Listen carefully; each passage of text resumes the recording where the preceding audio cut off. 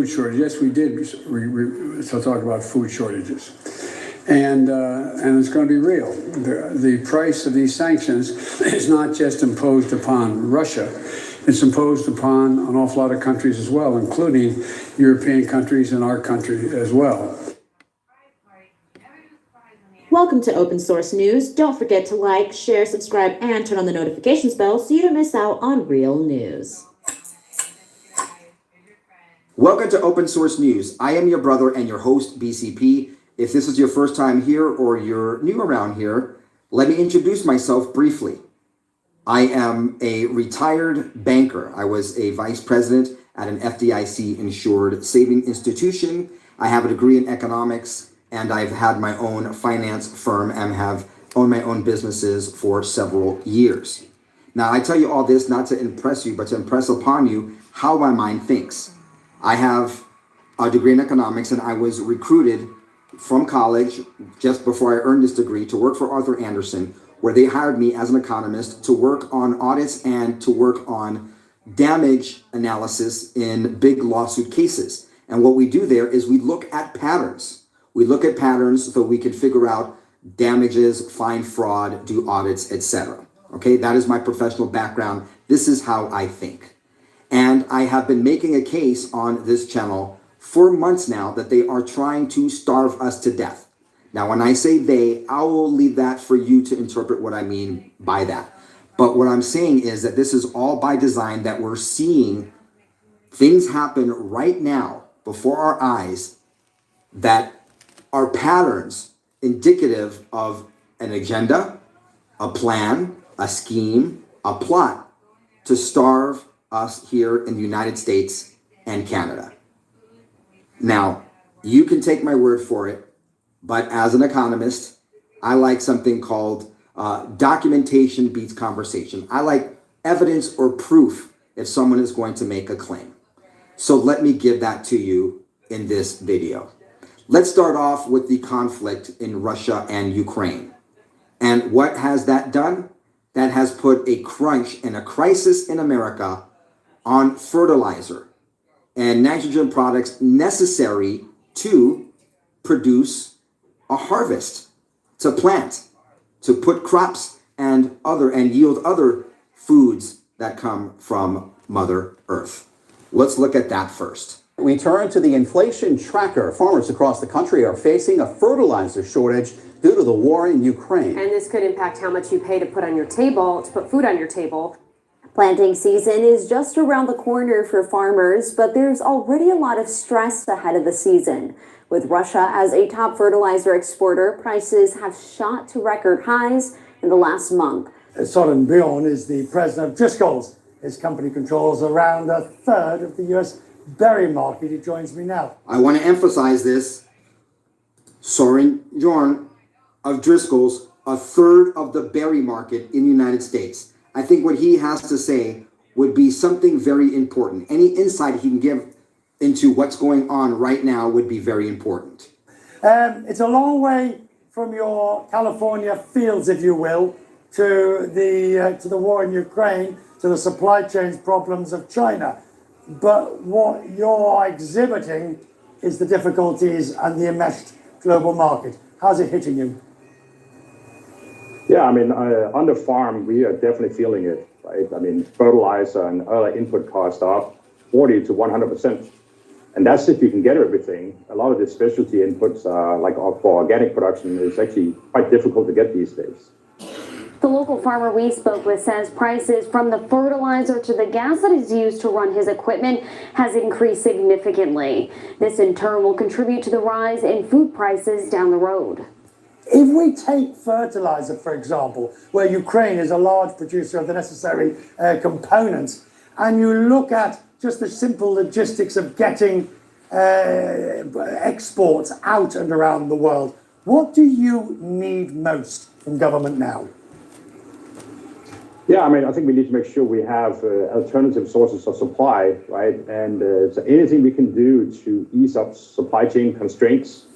And that has been a major issue throughout the pandemic. Now listen to what Mr. Bjorn says is necessary to help with this problem, what government should do to help with this problem of not being able to get this fertilizer from Russia and Ukraine? I think government really need to look at all those places in the world where things are getting stuck and what can they do to help keep things moving. That's probably the single biggest thing they can do in the short term. Driscoll's, a third of the berry market in the United States, is saying government needs to look for other places where we can get this stuff, like fertilizer, and make sure that it can move along. Then why don't we look at one of the big fertilizer producers in the United States, CF Industries, and their recent challenge, as previously covered on this program, with transporting said fertilizer. If the government, according to Mr. Jorn, should be helping us with this situation, why does it seem like the exact opposite is happening? CEO and president of fertilizer manufacturer CF Industries, which is one of the best performing stocks of the year. Tony, it's good to have you here. How bad is the global shortage of fertilizer right now? Sarah, great to be here. Thanks for having me. It is a huge problem. The globe is very tight fertilizer. It's a confluence of factors, unprecedented demand coupled with a huge fall off in supply availability, only just exacerbated by the war in Ukraine and what's going on with exports coming out of Russia and Ukraine. Now, while the Biden team is trying to make a case that everything that's going on right now is because of Ukraine, Russia, if you listen to what was just said by Tony Will, the president and CEO of CF Industries, this problem was already happening and was horrible. And it only got worse after the Ukraine-Russia conflict. Keep that in mind. We're going to get back to CF Industries and what recently happened, as previously covered on this program. But let's jump to another interview with Tony Will. The issue really has its roots going back about 2 years. As we got into 2021, not only did you take all the supply out of the marketplace, you had this huge squeeze on the supply side, exactly at the same time that you saw demand expand pretty radically. So we saw this huge growth on the demand side at the exact time that you saw a squeeze on the supply side. And that's only been exacerbated by, of course, the tragic situation in the Ukraine with Russia. Again, Tony Will saying this is not a new phenomena because of the conflict. This was going back a couple years. The pandemic and then the recovery from the pandemic. And when the recovery from the pandemic happened, there wasn't enough supply to keep up with the demand now that things were going back to normal. And then it got even worse with Ukraine and Russia. And then the question that was asked and that he answers right now is, how long is this thing going to last? The answer should make you nervous. So now you've got this confluence of factors that are creating a very short position globally. And we think that this is probably a 2 to 3 year time frame in order to be able to work itself out. All right, so let's go back to a previous statement made about how the government needs to look at ways to have alternate places other than Ukraine and Russia for our fertilizer needs so we can grow food so that we can have something to eat later in the year, and how they should work in making the supply chains of getting these things to us even easier. Well, as I reported earlier, CF Industries last week issued this. Union Pacific curtails fertilizer shipments, delaying deliveries and preventing new rail orders from being taken. CF Industries, a leading global manufacturer of hydrogen and nitrogen products, today informed customers it serves by Union Pacific Rail Lines that railroad mandated shipping reductions would result in nitrogen fertilizer shipment delays during the spring application season, and that it would be unable to accept new rail sales involving Union Pacific for the foreseeable future. CF Industries ships to customers via Union Pacific Rail Lines, primarily from its complex in Louisiana. The rail line serves key agricultural areas such as Iowa, Illinois, Kansas, Nebraska, Texas, and California. Products that will be affected include nitrogen fertilizers. CF Industries is the largest producer The timing of this action by Union Pacific could not come at a worse time for farmers, said Tony Will, the president and chief executive officer of CF Industrial Holdings. Not only will fertilizer be delayed by these shipping restrictions, but additional fertilizer needed to complete spring application may be unable to reach farmers at all. By placing this arbitrary restriction on just a handful of shippers, Union Pacific is jeopardizing farmers' harvest and increasing the cost of food for consumers. Now, I would think that perhaps this is by design. By the way, the interviews I showed you with Tony Will were several weeks before this broke out. Now, looking over at news coming from the rail industry, we're seeing this report. All right, so according to this transportation industry website, the reason that Union Pacific is restricting the shipments that could threaten crops is because Union Pacific seeks a 20% reduction in the company's shipment of fertilizer as part of an effort to reduce rail congestion. How can you not think this is by design? Shouldn't we be prioritizing, or shouldn't Union Pacific be prioritizing the shipment of food and fertilizer and things having to do with the production of food and crops and harvests more than trinkets and other goods coming from China and other places that perhaps are luxury items or more frivolous than food? But the reason this is happening is because of reductions in crews and other logistical issues. So let's reduce 20% capacity for fertilizer. This is by design, folks. And then now we have other things happening. Oh, for instance, we're having the worst avian bird flu in 7 years, and that's leading to the destruction of poultry. And obviously, many of us eat chicken, turkey, duck, etc. Isn't that just a coinky-dink?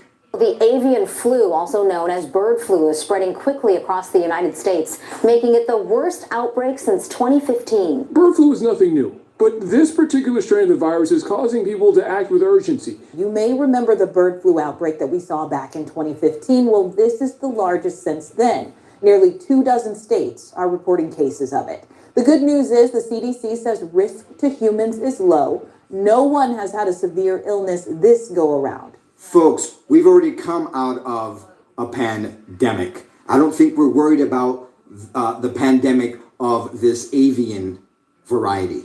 I think what we're really worried about is how this avian flu spreading is being used, whether legitimately or as an excuse, to further starve us and deny us of poultry products on our dinner plates at home. According to the U.S. Department of Agriculture, since April 3rd, the outbreak has resulted in having to slaughter more than 23 million poultry, including chickens and turkeys, making it the worst outbreak since 2015. But the CDC reports the threat to humans is low.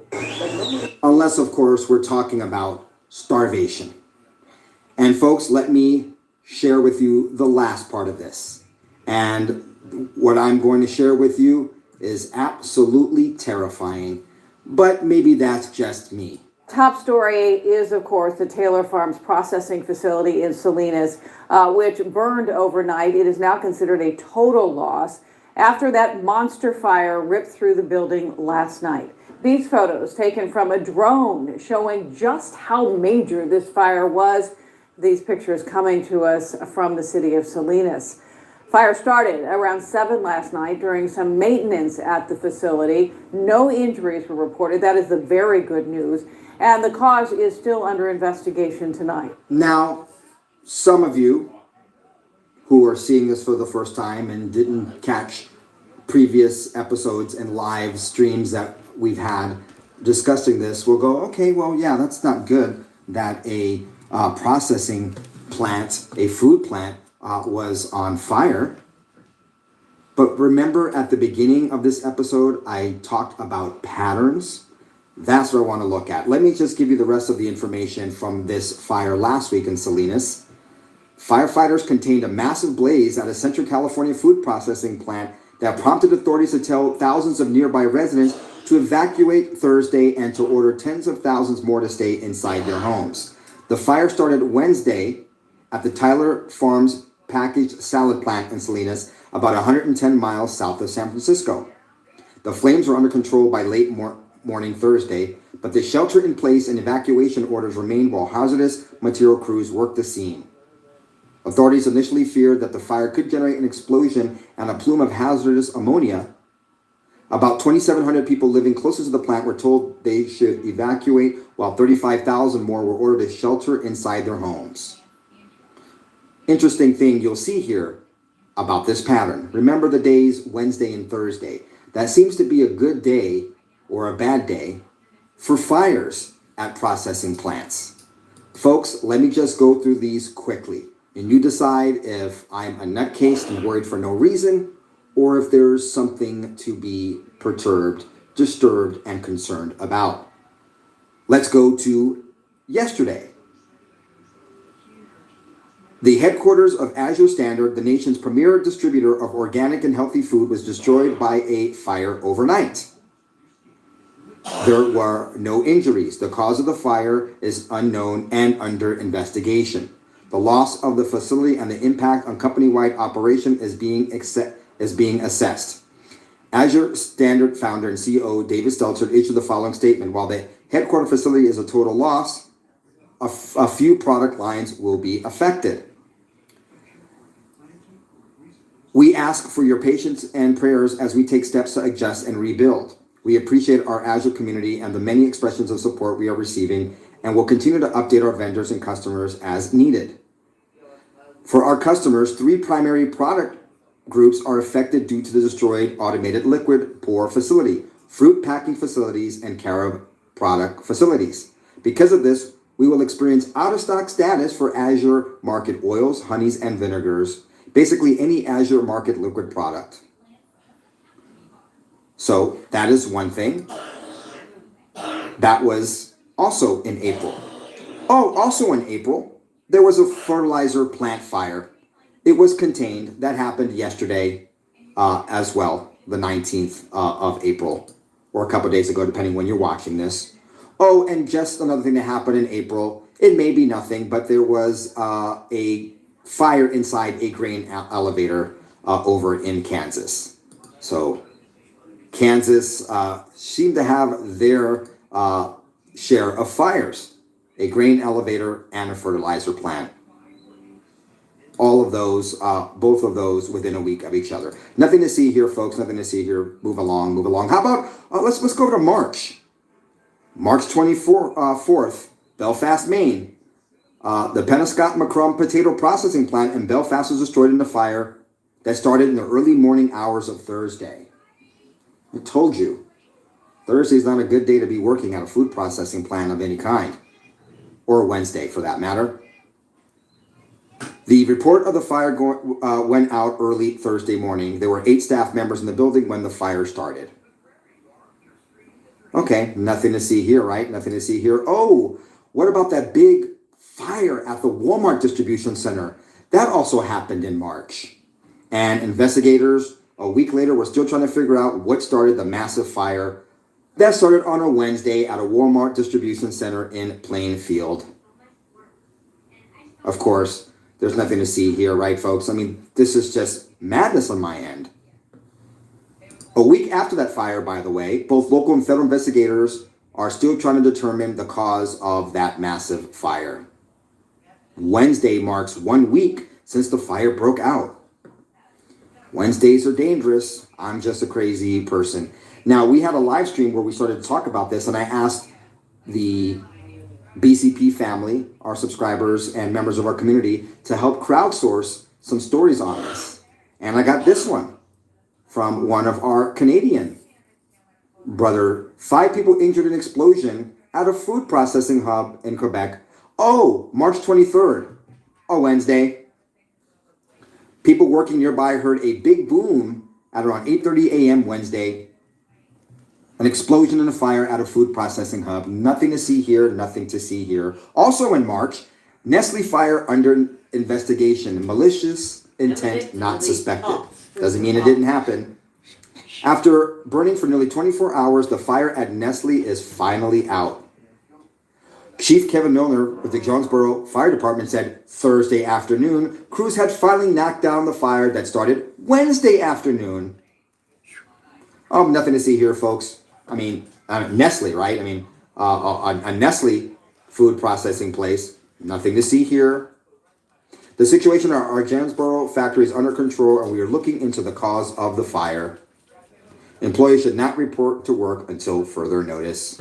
The factory will remain closed as we assess the damage and return the factory to full operation. Nothing to see here, folks. Nothing to see here, folks. Oh, still in March. This is something to mention. Once again, contributed by a crowdsourcing by our community here at the BCP family. By the way, if you haven't subscribed to our channel, please do so. Hit the notification bell so when we have these reports, you can be notified real time. Also, hit the like button if you appreciate this report we're doing for you. And put your comments down below. Maricopa Food Pantry over in Arizona, Maricopa County, seeks quick recovery after 50,000 pounds of food destroyed in fire. A local food pantry is scrambling to rebuild after a fire that broke out and quickly spread to others, destroyed over 50,000 pounds of food. Let's see, I'm just curious, what day of the week was March 30th? A Thursday. A Thursday. Nothing to see here, folks. Look, my job is just to see the patterns and point them out to you. Let's go into February. Why not? A Wisconsin river meet, a total loss in overnight fire, February 3rd. A portion of Mauston's Wisconsin river meets burned down during an overnight fire, February 2nd to February 3rd. By the way, February 2nd is a Wednesday. February 3rd was a Thursday. The old portion of the plant is a total loss. We humbly ask that you be patient and please give us some time to sort out the cause of the fire and for us to transition some of our business and invoicing to our warehouse. Just a coincidence, folks. These are just all things. How about this? Commercial banking. Several workers injured in explosion at Oregon Shearer's food plant on February 23rd. And we see here an explosion at a food manufacturing owned by Shearer's Food, a salty snack, cookie, and cracker co-manufacturer and producer for private brands, has injured multiple people. The fire district was called to the scene on the afternoon of the 22nd after the employees reported the explosion. It is believed that a boiler fueled by natural gas caused the explosion. It was so big that it resulted in a large fire which shut down a portion of a nearby highway. 7 people were treated for injuries. The food company began in Ohio and expanded quickly, purchasing other snack food plants from various companies and acquiring other snack businesses, and they go into list those, in Ohio. Among the first snack food companies to be honored for its commitment to sustainability and environmental responsibility. But it's still burnt down. That was in February. This is all, folks, if you think about it, within the last just several weeks. Oh, how about this from February 15th? By the way, February 15th is a Wednesday. Bonanza Meat Company building was on fire in El Paso, Texas. How about the beginning of the month of February? And we did talk about the Wisconsin River Meats plant, which the follow-up is that plant is a total loss after the overnight blaze. And once again, Wisconsin River Meats offered employees and customers an update Thursday morning after an overnight fire tore through its meat processing plant. Nothing to see here, folks. Let's just go back to the beginning of the year. Why don't we? Let's go to January 13th, which, by the way, is a Thursday. Firefighters work over 12 hours putting out LeCompte feed mill fire. And please forgive me, my brothers and sisters in Louisiana. I love y'all. I did a lot of business in Louisiana several years ago, but haven't been there except for once. Great people. So forgive me if I'm mispronouncing the name of LeCompte here. Firefighters in LeCompte were able to finally go home and after working to put out a fire for well over 12 hours at a feed mill. The LeCompte Fire Department said around 4:30 they received a call about a fire at the Cargill plant off of Highway 71 near LSUA.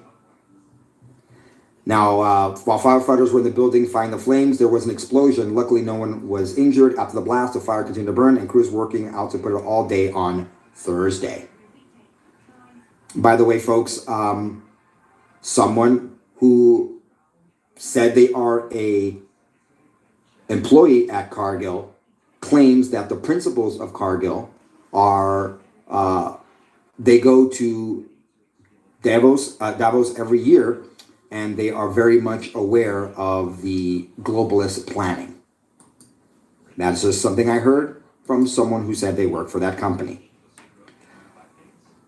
January 7th, multiple alarm fire at food processing operation on Hamilton Mountain. Isn't that interesting? Posted January 7th, damage to a poultry processing plant on Hamilton Mountains following an overnight fire is expected to be in the millions of dollars, according to firefighters. The multiple alarm blaze started just after midnight. This one was on a Friday at a plant in Nebo just north of Rommel Road East. So we have a food processing operation fire. That's all just this year. If we go back 6 months, we can see that there was a Mississippi poultry feed mill that had an explosion. A JBS beef plant had a fire in December. There was $100,000 in damages at a San Antonio food processing plant also in December. And if we just want to round this out and add another month to that, then we can see, if we go back, let's say try to capture 6 months or so, there was a dried milk plant in October that was on fire in Idaho. And there's actually a little bit other smaller reports that people sent me of similar things happening that I didn't report on here. But of course, it's just me. Or did you as well see a pattern? It sure seems that with fertilizer shortages, they're cutting the rail transport of domestically produced fertilizer is going to lead to shortages and problems with yielding crops. Food prices are up, gas prices are up. We have an avian flu destroying poultry by the millions, and we have food and meat processing and large food storage facilities, grain mills, etc., having fires and exploding. Preferably or significantly a pattern of that happening on Wednesdays and Thursdays. What are your conclusions, folks? Put it down below. Please share this video, this episode with your friends and family. Go ahead, put the link to this video on social media. Please hit the subscribe button and notification bell. Also, check out our other show. We have a show where we report on things that we can't quite report on this platform because of their rules, but we report on them on our other show. The link. This is all I've been talking about here, y'all. Just letting y'all know we're having a food shortage, and everything's going to get real bad pretty soon, very bad. And then, I'm just saying, when things start happening with when Trump gets back in, and I believe he's going to happen. I believe it's going to happen this way. I see it big time. He's going to make them all take the mark.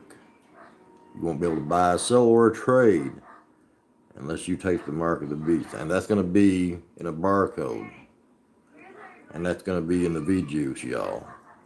It's the only way you can do it. What better way you can do it but put in the V-Juice is optional chip. FRID chip. What he has on his V-Juice that his administration is setting up factories all over USA to make sure everybody's got it. So this is what's going on. No, it's not inside the juice. It's on a barcode. That's what it's on. So this right here is the proof. I'm going to put the link down the bottom of this, and I suggest everybody go to this right here and look. And yes, we are having a food shortage. We're definitely going to have, and it's going to hit hard. Avian flu, they're talking avian flu with birds, hitting turkeys and farms and all this stuff like this, and chicken farms and all. I mean, Kentucky Fried Chicken is going to be screwed. I might as well take over Kentucky Fried Chicken. I think I might. I don't know. Anyway, we could rebuild it to a WLAN barbecue. How's that sound, y'all? KFC. Anyway, just kidding, y'all. Anyway, yeah,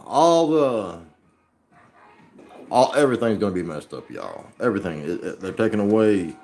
I mean, with the avian flu and everything going around, that's killing all the birds and everything like that. They're talking about fertilizer places, with Putin and all that stuff like that, bringing it over here. You got to check his video out, y'all. Make sure y'all check it out. Because we're in some big shit, you guys. I'm telling you. And it don't look good. Not one bit. You guys got to go check out my other channel. You got to go, just go look around, look at a few videos, see the big picture. Take a look at the big picture. These are all, I mean, a lot of this stuff comes out of visions, and it comes out of the Bible, and it comes out of what I've been seeing too. So I put all the signs together. That's what I do. Did y'all see that one picture, what I just had the other day? I just posted a picture up on Facebook. I had, one time I had these signs coming to me. I told you all about some, I think I told you a few people about this. I know one guy knows about this. His name was Wendell. We was talking one time, and he seen it was a halo that went around my head. It was a rainbow colored halo. And then we stopped the video, and sure enough, it was a halo around my head. And I'm not saying nothing big about it, nothing like that, but I'm just saying this is proof stuff, signs. And with everything was going on, I say it's part of it also, because I mean, I get more signs. I get this every day. It's like an everyday thing. Later on, I was doing another video. I had 3 crosses what popped up on my chest. No joke. We got the picture of that too. And then I went outside last night. And went outside and took my dog outside, because I got this new dog, y'all. It's like a half pinscher and a half, I don't know what the hell you call it, Chihuahua. That's what it is. I think it's a mixture, But anyway, or mini pinscher, that's what it is. Anyway, I looked out there, took him out there, and all of a sudden, I got my smoker out there, where I do these barbecue stuff and everything. And I got the smokestack up there, and all of a sudden I look around there. It's a shadow of it, but still in all, it's these little signs, little things like this which pop up all the time. It's like all this. I turn around, there's a cross on the side of my garage, a big one. It's just kind of crazy. I'm just saying, it's never happened before, and not like this much. And it's an ongoing thing. There's been more things that's happened around the house. It's been crazy. But I can't get into all that right now. But anyway, I'm gonna put the link on here and let y'all check it out. And yeah, check them out. And this is a food shortage, y'all, and we're gonna have it. And I have a game show. I'm just letting y'all know. And it'll be down in Kentucky. And y'all need to check it out. I'm telling you. Anyway, I put the link to him, like I said. Anyway, I guess I'm going to jump off here. I'll talk to y'all later. Bye, y'all.